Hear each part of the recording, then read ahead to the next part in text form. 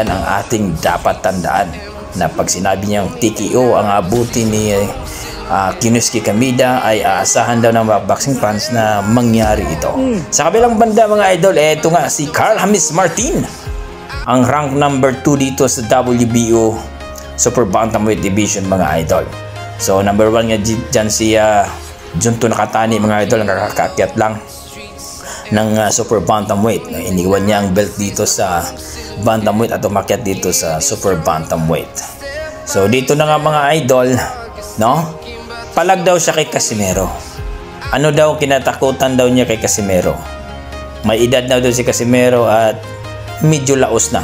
Hindi na daw masyadong magaling, no? Kahit nakita daw niya ng laban niya dito kay Saul Sanchez ng nakarang taon, no? At gumapang si Saul Sanchez at isang round lamang, pero hindi siya natatakot daw, no? Siya daw ay isang undefeated at siya ay isang